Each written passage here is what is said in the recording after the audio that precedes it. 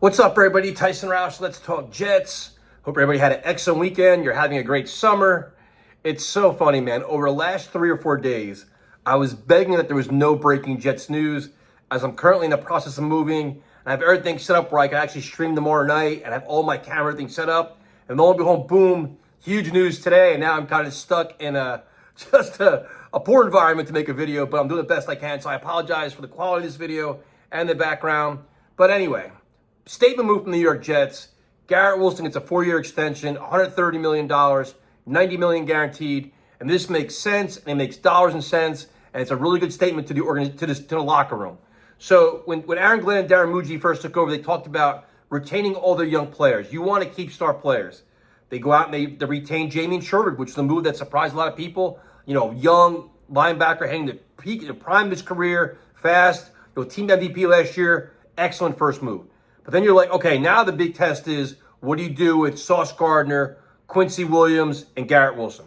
And, today they answered that question, where Garrett Wilson, I guess the first thing you got to do is you got to identify who your building blocks on your team and who are your future leaders and guys you can trust to communicate your message and rally your team. And a lot, when the Jets went through free agency, you're like, who's Aaron Glenn's guy? Like, you're waiting to sign his former Lion, or where's the former Saint, all these players, and it never happened. And what we're learning is they found the guys in their own locker room to be their captains and their leaders. And Garrett Wilson's one of them. And he spoke like that in his first press conference, which I found fascinating, where he talked about, I've got to be a better route runner. I got to be a better blocker. I've got to earn my reps. I got to earn my contract and my star power.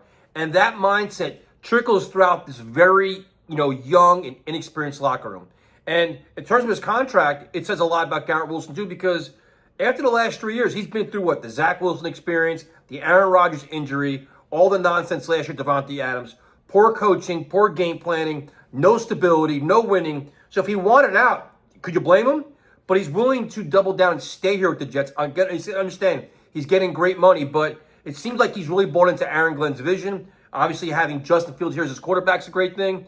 But this is a really good situation where you keep this guy, especially when you look at the Jets offense where, after Garrett Wilson, you're kind of worried about playmakers. It's just going to be like, what, in the passing game? Mason Taylor, you hope Corley's, does something. You have a lot of journeyman guys with Josh Reynolds and Alan Lazard, but Garrett's a big part of this offense. If you have him happy and have him buying in and you're showing this vision, then you can attract other players in the future as well, where you're keeping this core, and it makes a lot of sense.